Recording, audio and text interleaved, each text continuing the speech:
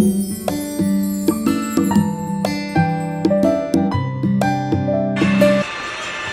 is this okay? Hi guys. So I woke up a couple of hours ago. Kind of just been doing whatever. I think I got up, brushed my teeth. I'm barely eating breakfast, mostly because I wasn't really hungry when I woke up, and now I am, but not for something big. So I'm having an English muffin and some coffee. And yeah, this is how to be an it girl. First things first, tip number one is get plenty of sleep. It is scientifically proven that if you don't get enough sleep, then you're at risk for health problems like heart disease, kidney disease, high blood pressure, and more. Not to mention that if you were to get sick, your body wouldn't be able to fight off the germs because you don't have the necessary cells that were, I guess, replenished from the day before. Oversleeping is often not good as well, mostly because it kind of associates as a symptom for type 2 diabetes. So you never want to get less sleep or get too much sleep. You want to kind of stay in the range of like 7 hours to like 8 hours of sleep. I promise you that when you get enough sleep, not only do you feel well rested, you're in a better mood, you feel more motivated to do things, and overall, like, I think when we're feeling rested, we feel way more better about our day and feel more confident. For those of you who struggle to get up in the mornings like me, I don't know how many times I've said, I'm gonna get up at 5 today and end up sleeping till 8. Mostly because the night before I didn't go to bed at a reasonable time, or I may just be too exhausted to get up too early that I need the extra sleep. But what I found that always helps, starting your morning off with music. I don't necessarily have a playlist. Usually I just play whatever is in my likes and on Spotify. Or a while back, my cousin Nella, who you guys met before, she made me a playlist called Sunny, and it's like just songs that like remind her of me. So sometimes I'll play this playlist, or I have other playlists too. Like I have a Spring Fever playlist, I have a Costa Cowgirl playlist. Yeah, things like that. So playing music in the morning, it gets you up and ready. Music has been proven to boost your mood and energize you. It can also improve mental focus, reduce stress, and make you happier. I think music is a good tip to follow, and try to incorporate it more into your morning routine. Speaking of morning routines, establish a attainable morning routine. When you have a morning routine, it reduces stress, it boosts your energy, and it improves your motivation to get things done. For me, usually when I get up, people say this all the time, it's okay if you don't do it often, but try to incorporate it more into your routine and try to be a little bit more consistent. As soon as you get up, make your bed. When you make your bed, you're less inclined to climb back in and go back to sleep and just oversleep or get behind in the day. And then as soon as you're done, drink some water, which we'll bring into our next tip later. Drinking water will help wake you up, make you feel okay, it's time to go get things done. Usually after I made my bed, drank my water, I'll usually go to the restroom and use the restroom, and then brush my teeth, and then wash my face, and then I'll get ready for the day. I'll come back in here. If I have school, I'll start getting dressed for school. If I have work early in the morning, I'll get ready for work. Since right now I'm on summer break, I don't usually work until later in the day, so usually when I do get up in the morning, I go do what I need to do. I make my bed, I go brush my teeth, wash my face, and I'll eat first and then take my vitamins, and then I'll kind of just go sit on the couch and maybe like watch Modern Family, or sometimes like I'll do other things depending on what I need to get done, and then I'll get ready for the day. The 80-20 rule. 80-20 rule, it's not a diet but more of a guideline. If you're someone like me who loves eating junk food, like who loves trying new foods, but it can be a little bit hindering on the body, then you'll very much like this rule. So the 80-20 rule is eating 80% healthy food, which often isn't what you think. It isn't like cutting out certain foods. It isn't only eating certain amount of calories. It's really just eating more of like filling foods, adding enough protein, enough carbs, enough vegetables, all that good stuff. Whereas the other 20% is junk food. It's not about fully cutting out junk food altogether, but it's having less of it and having it not as often as you normally would.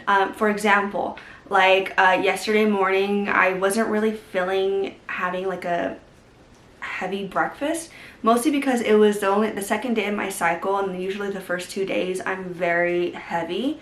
So I kind of opted for something a little bit more light, and that was good for me. Like, I didn't feel like I needed to eat anything else. I drank water, had tea. I had a protein shake to kind of help add that protein in there so I wasn't lacking certain things.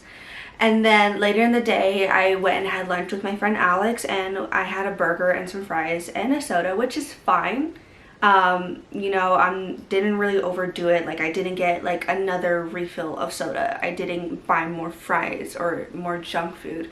I also had a health blends in Tower District, and they do like healthy smoothies, so I had a healthy smoothie as well. But later in the day, I had a healthy filling dinner. So it was chicken with, it was a chipotle bowl that I made at home. So it was chicken, Mexican rice, and kidney beans mixed with corn, tomato, and bell peppers. And it was really delicious. I didn't even eat all of it, but it was a good balance. So that's what I mean by balance. It's not having it, okay, I had this today, so I'm not going to eat junk food for the rest of the week. It's not about that. It's just about having that balance, making sure you're eating healthy foods too as well. Before I go on to the next tip, I just want to remind you guys, it's not healthy to go on crazy diets. Restrict yourself, because often it puts you at risk for eating disorders. And for someone who's had an eating disorder for a long time, it's not the best feeling. Your confidence is very low, your muscle mass is very low, unhealthy low, and it can put you at risk for injuries. It's not a fun thing, so really try to refrain from crazy diets. The next tip is hydrating. I don't know how much I can say this, but water is life. Our bodies is made up, I believe, of 70% of water. We need water to survive. It helps us start our day, keeps us hydrated, and it also keeps you full and keeps you from overeating as well. So please try to drink as much water as possible. I'm not going to give you the minimum amounts of water that you need to drink in a day. As long as you're drinking enough and you feel good, that's all that matters. Don't try, because there's also a thing about overhydrating, and for some people that can be dangerous as well.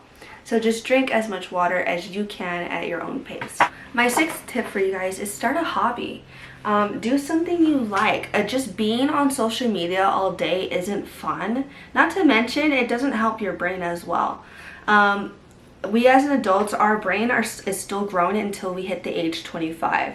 So really try to refrain from going on social media all the time, because that's not benefiting your brain from growing. For example, I love painting and I love drawing, but I haven't done it in a while, and not to mention, I can get bored of it sometimes. So what I tried doing is I recently started doing poetry writing, which I like to call it my hot takes. I have my hot takes journal where I write my thoughts that are hot takes into a poem, and I love doing it. It's fun, and I don't really share it to anyone, but it's just for my own and personal enjoyment.